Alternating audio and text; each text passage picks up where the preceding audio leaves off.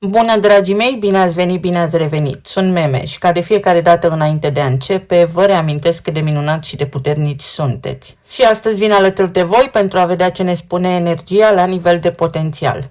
Vă rog frumos să luați în calcul faptul că această emisiune are caracter informativ, iar previziunile sunt generale. În consecință, s-ar putea ca nu toți să rezonați cu ele. Și cu toate acestea, vă recomand cu drag să urmăriți informațiile de aici, pentru că s-ar putea să vă aducă revelații. Trăim în această lună, să știți, momente istorice. Poate nu se văd în fața ochilor noștri, dar la nivel de plan subtil, totul se schimbă și veți vedea în minutele ce urmează de ce am spus asta. În prima parte încep cu o prefață la nivel astrologic pentru a înțelege contextul acestei emisiuni și apoi vedem ce ne spune energia prin cărțile de oracol, prin cele de tarot, dar și prin talismane. Nu știu încă dacă ați apucat să citiți informațiile pe care le-am postat în comunitate, însă toate informațiile de astăzi se leagă sub o formă sau alta de acest context. Luna aprilie este una ca niciuna alta din acest an, cu toate că vom mai avea tranzite importante. Acum se pot produce mari revelații și este o lună care aduce nota de plată, indiscutabil, fără niciun fel de dubiu. Asta nu înseamnă că ceva rău se întâmplă, dar nu înseamnă nici că ceva bun se întâmplă, ci pur și simplu se întâmplă.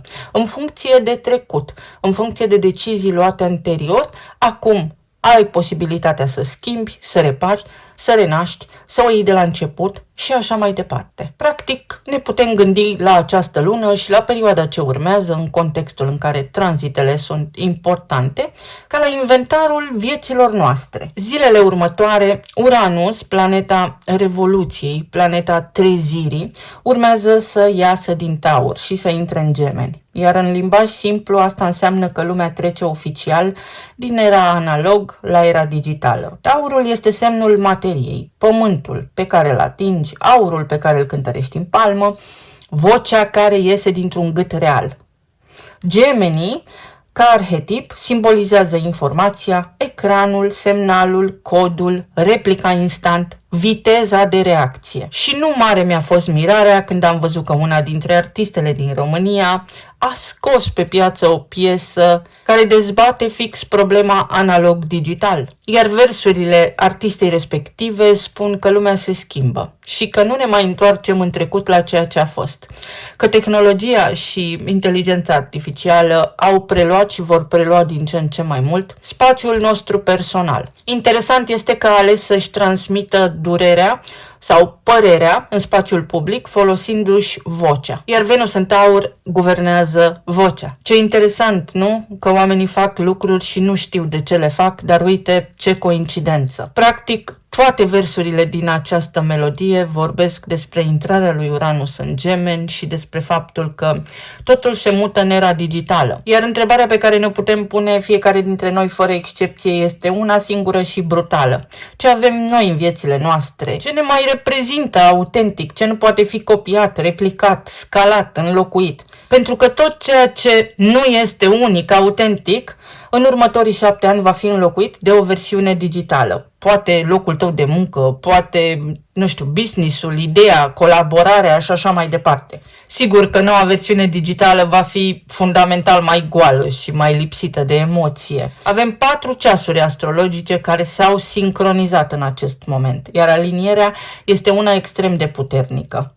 Venus închide în această perioadă un ciclu de 8 ani, practic ceea ce ai ales în 2018, și aici vorbim despre carieră, relație, identitate. Va fi pus sub semnul întrebării cât a fost adevărat, a fost o alegere conștientă, înțeleaptă, ce a fost real are cu siguranță continuitate, ce a fost de fațadă va scârți de la încheieturi.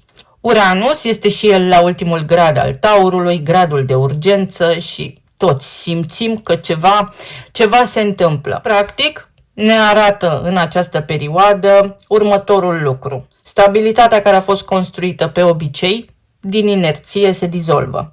Stabilitatea construită pe substanță, cu sens, conștient și cu direcție, rămâne. Marte, Saturn, Eris și Mercur, toate adunate în berbec, în această perioadă declanșează conversații evitate de ani de zile, creează un cadru, creează un context și ne arată tuturor mizeria de supreș, alegerile greșite, sau ne arată, de asemenea, alegerile bine făcute. Avem și un aspect de tensiune, un careu care se formează între Soare și Pluto, Soare în Taur, Pluton în Vărsător, care aruncă peste toate aceste lucruri pe care le-am enumerat o singură întrebare. Cine ești tu fără tot ceea ce ai acum? Cine ești tu? Nu cum te cheamă, nu unde lucrezi, nu unde locuiești. Cine ești tu, să spunem, dezgolit de toată masca socială. Nu mai merge cu manipularea. Uranus în Gemeni va demasca. Nu mai merge cu manipularea. Nu mai merge cu situații de genul trio amoros, mesaje trimise în miezul nopții. Știți voi exact despre ce vorbesc aici. Ce putem face cu energia momentului actual? Să construim ceva ce nu poate fi copiat, ce este numai al nostru, ceva unic, ceva original care să ne reprezinte pe noi înșine, dar autentic și fără mască.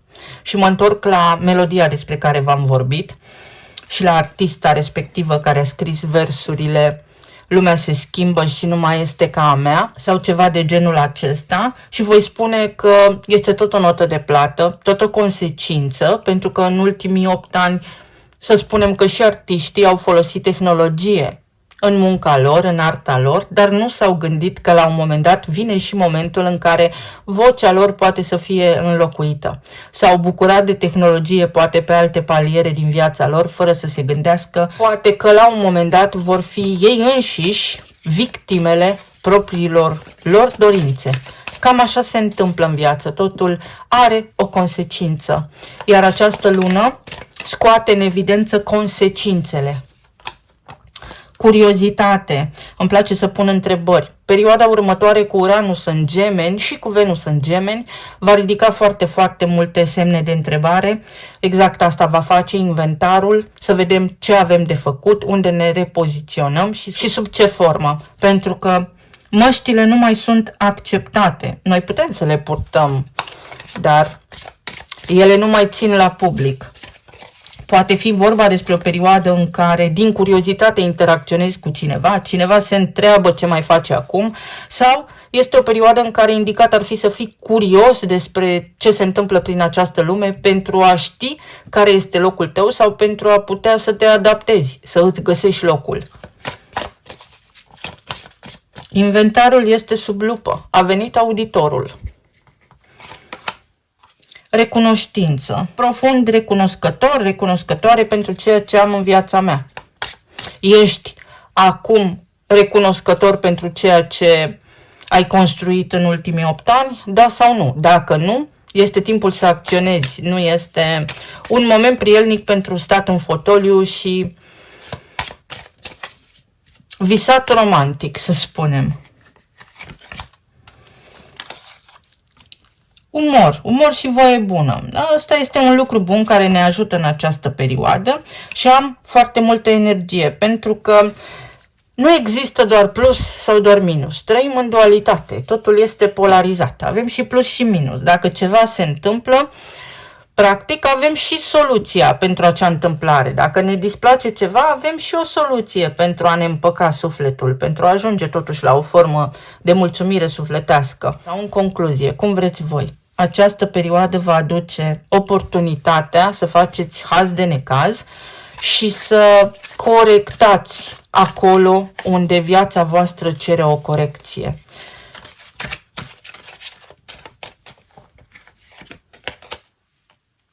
Aici avem crucea, crucea destinului. Uite că se întâmplă în astrologie să avem tranzite pe crucea fixă în acest moment, în timp ce luna nouă s-a petrecut, s-a produs pe crucea cardinală. Adică acțiune să schimbi ceea ce a fost înțelenit. Schimbare de obiceiuri. Schimbă de la bază. Este un bun prilej să încheiați, să spunem, situațiile, să trageți concluzii și nu pentru că așa spun eu. Nu trageți acum, nu trageți, nu acționați acum, bun, nu acționați acum, dar după se va produce o forțare pentru ca voi să încheiați, pentru ca voi să acționați. Și când omul este forțat, nu este confortabil. Să vedem pe zona relațiilor, plan material și emoțional, ce se poate întâmpla. Lumea se schimbă și nu mai este alta ca a mea. Poate aveți ocazia să ascultați. Melodia se numește fix Analog. M-a surprins. Nu m-a surprins în sensul de capodoperă neapărat, m-a surprins în acest context al tranzitelor actuale. Uite, pe zona de relații, ce frumos, avem pajul de, 2 de bâte, judecata, 3 de monede și soarele. Pentru ca lucrurile să funcționeze bine pentru tine de acum înainte, trebuie să iei o hotărâre și să faci pace, să închei conflicte, să stai la masa discuțiilor pentru concluzia finală, acolo unde ai avut un parteneriat, o colaborare cu cineva sau în relația actuală pe care o ai deja. Să te hotărăști ce vrei să faci, să înțelegi, continuă, nu continuă, să vezi pe ce bază a fost construită. Dacă relația ta este construită pe parteneriat, atunci cu forță înainte. Dacă relația ta nu este una ușoară, nu este una care să te alimenteze cu energie, nu este una în care să râzi, nu este una care să-ți producă starea de beatitudine, să te bucuri de fiecare moment, atunci se creează cadrul prin care să devii conștient de aceste lucruri pentru a putea alege dacă mai rămâi acolo în suferință sau evoluezi și mergi mai departe. Se pot rezolva foarte multe lucruri în această sferă relațională, acolo unde au existat neînțelegeri, unde au rămas deschise cercurile comunicării, unde au rămas conversațiile, unde a rămas incertitudine. Perioada următoare va revela adevărul. Soarele în tensiune cu Pluton din Vărsător acum spune egalitate, fraternitate. Unde există un gol, golul acela trebuie umplut. Așa funcționează universul. Afli niște răspunsuri importante. Te-ai întrebat de-a lungul timpului ce s-a întâmplat sau ce se petrece, acum poți afla. Te-ai întrebat poate până acum dacă nu cumva ești în relația perfectă pentru tine. Ai văzut și partea bună a omului de lângă tine și asta ne spune energia. Dacă nu, este un moment bun să evaluezi și așa situația, pentru că există în tot răul un bine și în tot binele un rău. 4 de monede. Ce este al tău? Care este locul tău? Poate unii dintre voi așteptați niște răspunsuri din partea unor persoane care, să știți că în acest moment sunt reținute în ceea ce vă privește, tocmai pentru că lor le merge bine în altă parte și au găsit drumul și locul în altă parte, iar perioada ce urmează, prin tranzitele actuale, vă va arăta asta, că degeaba așteptați, pentru că oamenii respectivi sunt deja pe o nouă direcție, o nouă traiectorie, în alte locuri, alături de alți oameni. Pentru alții dintre voi este o perioadă care consolidează relația actuală, o duce către un alt nivel, pentru că și voi și partenerii voștri conștientizați faptul că vă este bine împreună. Regele de bâte este toată energia berbecului din acest moment, cu Mercur și cu Eris, Marte, Saturn, Mercur și Eris, care spun în felul următor: ești matur? Merge, poți, mergi înainte, fă ceea ce simți. Dacă nu, Eris, care este zeița discordiei, arată ceea ce nu funcționează, fie că îți place, fie că nu. Aici sunt niște orgolii foarte mari. În unele cazuri există orgoliu mult prea mare. Poate fi și vorba despre faptul că cineva lasă deoparte orgoliul, mândria în această perioadă și înjoacă. Vorbește cu tine sau te face să înțelegi că tu ești alegerea, că tu ești direcția, cavalerul de monede. Acest moment de cotitură astrologic vă poate ajuta să ajungeți acolo unde vă doriți sau să ajungeți să fiți lângă oamenii potriviți vouă cu care puteți face casă bună împreună în următorii ani. Pot fi niște soluții la nivel financiar unde aveați un stres, vă întrebați cât mai durează, se poate întâmpla, nu se întâmplă, ce facem cu această chestiune, cu această situație cu care ne confruntăm acum. Se întâmplă să aflați, se rezolvă multe lucruri. Unde a fost îndoială, unde a fost neclaritate. Lucruri începute în 2018 pentru că Venus guvernează și banii și corpul fizic și ceea ce are legătură cu stima de sine, cu valorile tale, cu averea ta sau cu relațiile de iubire. Deci poate fi o perioadă în care, uite, unii dintre voi puteți lămuri o chestiune foarte importantă legată de o casă, de niște terenuri, de bunuri materiale, dar și de valoarea voastră într-un anume context. La nivel de plan material, pajul de bâte, l-am văzut mai devreme, vedeți? L-am simțit. Spânzuratul, 8 de cupe și 10 de bâte. Poate fi o perioadă extrem de importantă în care să alegeți pe ce drum vreți să mergeți de acum înainte. Sau să începeți cumva, sub o formă genială, să vă gândiți la viitorul vostru profesional, nu muncind mai mult, conform expresiei să-mi rup coatele, ci mai inteligent, într-o formă care nu vă solicită atât de mult. Poate fi pentru unii dintre voi senzația că locul de muncă actual nu vă mai satisface și da, foarte bine, vă plătește facturile, dar nu vă mai place. Vă ia din energie, nu vă mai simțiți bine acolo. Energia din acest moment vă arată că asta este situația, cam atât se poate face și dacă vrei o schimbare, nu o poți obține din același loc, sub aceeași formă. Asta poate reprezenta faptul că te poți muta, poți aplica la alte roluri, poți face altceva cu viața ta. 8 de spade și 6 de bâte. Dacă vrei o schimbare, atunci o poți face. Ceva ajunge și aici, în sfera profesională, la o finalitate. Și regina de monede. Nu doar pentru bani. Poți atinge un punct de echilibru și de stabilitate, dar nu doar pentru bani. Trebuie să fie ușor. Nu neapărat ușor ca și descrierea fișei postului, ci ușor ca și energie, să-ți placă ceea ce faci. Poate fi o relație cu o energie feminină care se schimbă în această perioadă la locul de muncă sau vreo colegă de la locul de muncă sau în sfera financiară, ceva ce implică o energie feminină. Poate fi o perioadă mai stabilă, o perioadă în care se reaprinde bucuria de a face anumite lucruri, iar asta se poate reflecta la locul de muncă, în afacerea ta, în ceea ce faci, în produsul tău, se reflectă și implicit va fi mai ușor, vei face mai mulți bani. La nivel emoțional, regele de bâte din nou, împărăteasa, magicianul și asul de spade. Când știi ce vrei, drumul se deschide. Asul de spade aduce în această perioadă în care Venus își începe tranzitul prin Gemeni, vizibilitate mai multă, lejeritate mai multă în conversații, capacitatea de a spune mai ușor ceea ce ai pe suflet, fără să fii rigid sau fără să te gândești la ce spun alții despre tine. Este o perioadă care te eliberează puțin de rușine. Este ca și când sare placa, tu nu mai ești la fel și ai acum un curaj deosebit de a înfrunta tot ceea ce vine către tine sau de a face lumină în anumite povești, în anumite situații complicate.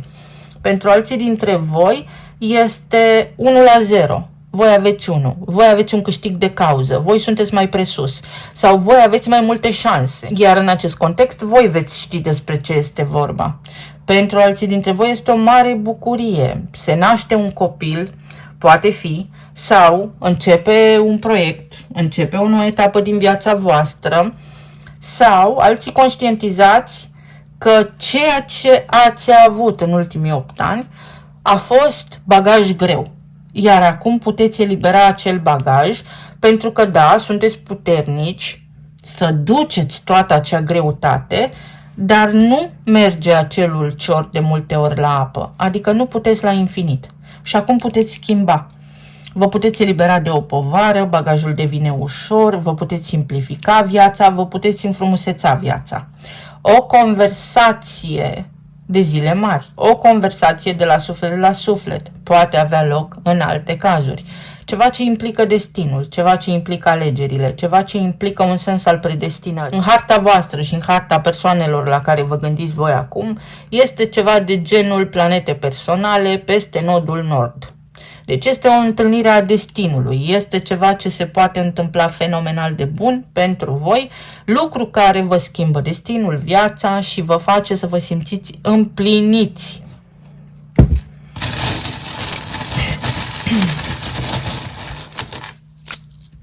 Să știți că eu nu amplific tranzitele actuale. Eu vă spun cu mare simț de răspundere că acestea nu sunt momente în care să visăm, să stăm pe canapea din inerție, degeaba. Te rog să fii răbdător, am doar 9 ani. Uite, anii 2017-2018 au produs niște schimbări. Gândiți-vă bine, în amănunt. S-au întâmplat niște situații, poate nu colosale, dar s-au întâmplat niște lucruri care v-au adus în momentul prezent. În acea perioadă posibil pe unii dintre voi să vă fi împlinit deciziile de atunci, iar acum să fie inventarul. Este în regulă sau nu? Merg mai departe sau nu? Un ciclu karmic de 9 ani pe zona financiară. Se pot schimba locuri de muncă. Vă puteți reconverti profesional. Să începeți să lucrați în alt domeniu, să aveți alt tip de activitate sau să vă reinventați, să avansați. De asemenea, este și o valoare la nivel de stimă de sine, valoare adăugată, ceva care să vă facă să vă simțiți bine în relații. Poate fi o revelație a cuiva care abia acum înțelege valoarea voastră, înțelege cât de speciali ați fost și nu v-au văzut, sau cât de speciali. Cineva poate înțelege în această perioadă cât de special ești și nu te-a văzut atunci, te vede acum. Se activează în planul subtil niște legături, niște conexiuni de suflet. Ceva ce a fost contract atunci. Ați semnat niște contracte, adică niște acorduri, ați acționat în urma unor decizii, în urma unor înțelegeri, în urma voinței proprii, dar tot sub formă de contract. Iar acum acel contract sau acum aceste consecințe, zilele ce urmează, vă arată dacă ați făcut bine sau nu. Și puteți interveni, puteți corecta, puteți ajusta ce nu funcționează. O bucurie, un moment de calm, un moment în care poți fi servit, ești servit, ești satisfăcut emoțional, ești împlinit, poți fi împlinit. Ca și ieri, steaua și cheia. Tranzitele actuale sunt o cheie care deschid noi oportunități, o nouă realitate, o nouă viață. Și nu amplific ceea ce spun aici. Este ad literam, un nou program de viață. Un nou rol, o nouă poziție la locul de muncă, un nou angajator, o nouă afacere, o nouă colaborare, o nouă relație, o nouă etapă din relație și mesaje care îți aduc victorie, te satisfac personal. Asta voiam să aud, exact așa, asta voiam să știu. Inițiala V. Puteți gândi la rece, puteți schimba ce vă afectează, ce vă nemulțumește, puteți începe sau puteți înțelege, puteți concluziona ce s-a întâmplat pentru a nu mai repeta sau pentru a putea corecta. 23. Este un număr 23 aici pe care îl văd. 23 este o poartă karmică. Funcție de cum acționați, ulterior veți culege roadele. Poate fi o trecere, un moment în care faceți o schimbare, dar este ceva semnificativ. Vă mulțumesc foarte mult! Vă doresc să aveți o zi minunată, să fiți bine, sănătoși și iubiți și să ne auzim cu bine și data viitoare. Pa, pa!